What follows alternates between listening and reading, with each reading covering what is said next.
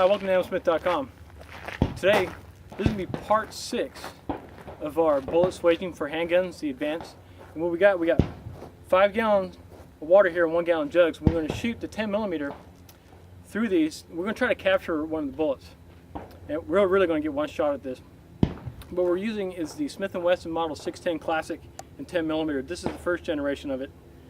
And it's distinguished by the unfluted cylinder, and the firing pin is not attached to the hammer. And the ammunition we're using is a 10mm automatic, and we're using the brass tubing jacketed bullets that we've been swaging with the CH4D dies that we got, and these particular ones weigh 175 grains. I got 2 different loads here, but I'm going to put the hottest load through it, which has the highest velocity. I want to see how these expand at the extreme end of things. These are probably going about 1250, 1300 out of this gun. It's got a 6.5 inch barrel on it, so it's going to get the maximum amount of velocity. So what I'm going to do is we're going to have to pull the camera back because I don't want to get the camera get wet. But you're going to see it from the shooter's point of view. So once we see it hit, hopefully the bullet won't yaw and take off out one side or the other. And what I want to do is see how the jacket peels back and see if the cores will remain in the jackets. Let's go ahead and get started. Okay, we got the camera repositioned. As you can see, we got it set up in sawhorses with a couple of boards holding them up. We've covered this before in one of our other videos. This is a revolver that shoots automatic pistol cartridges. But here's what the hollow points look like. They're really, really nice. And for a set of $130 dies, and using a reloading press and a little bit of Yankee ingenuity, we came up with a really nice looking jacketed hollow point. And not only are we going to shoot these at the water, and we're only probably get one shot. This thing's got a lot of power to it. But we're going to do some accuracy tests too. We're not going to video the accuracy test, but we'll do a close-up on the target once we're done, so you guys can see how these things perform versus standard jacketed bullets that you buy at the store. Right now, these bullets are costing me about 3 cents each to make each slug, which isn't bad at all. They're very marketable. I've gotten a lot of inquiries about when I'm going to start selling these. As soon as we get our Class 6 license from the federal government, we'll start selling these.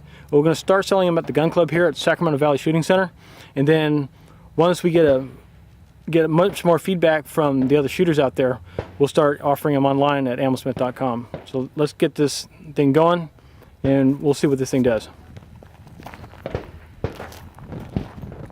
All right, we got the pistol loaded, mostly. All right, here we go. The 175 grain jacketed hollow point.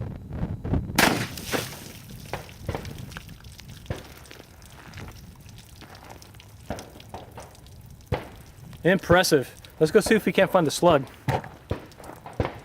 Okay, it went through 2 jugs. It went through the first jug and it stopped. We covered a jacket. We can't find the core, but we recovered the jacket. The jacket's nice and peeled back. Very destructive. A lot more destructive than I thought it was going to be. So we separated the jugs out a little bit, and we're going to give it another a shot. We got 3 jugs left. We'll see what happens. But we're going to keep this for some close-up imagery for the forum, and we're going to look at these on video once we get back to the shop. Okay, we separated the jugs out so they won't crash into each other on the impact, but we're using the same load. It's 175 grain brass tubing swage jacketed hollow point with 10 grains of Accurate Arms number 7. Here we go again.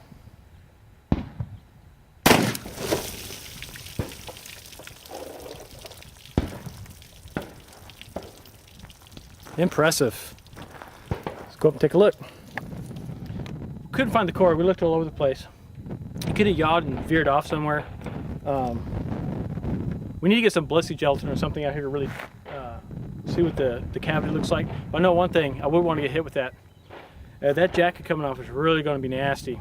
So what we're going to do is we're going to take 12 rounds of the same bullet, the 175 grain brass tubing jacket with the 10 grains of Accurate Arms number 7. Then we're going to take another 12 rounds loaded with 6 grains of Unique. It's going to be a lower velocity, but I want to see how the accuracy turns out. So we'll see. Should be pretty good. Here's 12 rounds at 15 yards offhand. not bad. Yeah, low development. This is with 10 grains of Acadarns number 7. But for our home swage bullet, I put this up against just about anything out there, really. A little low development, I think will be just fine. I'm going to put another target up, and I'm going to try Unique. It's going to be a little slower, but I think it'll do better. I think the Unique did a little bit better. You know, offhand, yeah, not as steady as I used to be. I want to come out here with my bench and put that thing on some sandbags, see how well it does, but still, not bad at all. You know, these are my fault right here, but most of them are clustered right in here. So, they're definitely an accurate bullet. I'm going to take a couple snapshots of this for the forum.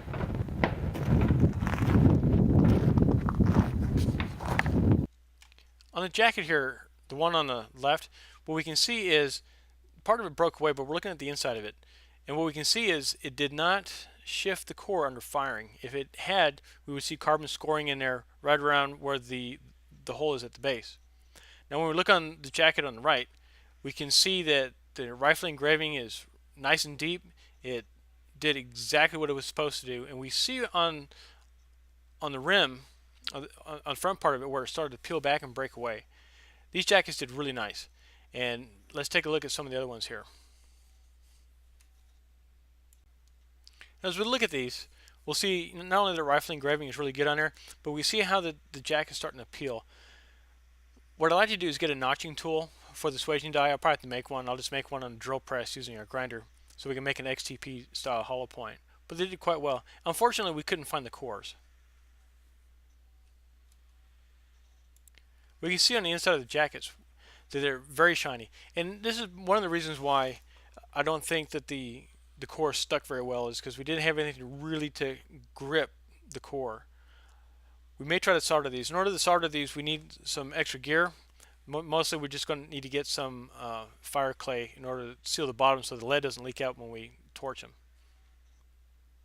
Here we're looking at a close-up of the base and part of the profile of the jacket, one of the ones we recovered. As we can see, it started to shear off right there where the base was formed on the tubing. But if we look at it closely, we can see that the rifle engraving is really nice and it's deep, and there was no real gas cutting or gas leaking between the jacket and the bore, which means we got the perfect diameter of 0.400 inch.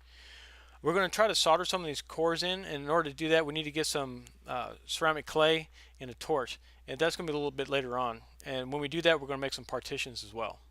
So keep watching, and we'll be back with some more of these.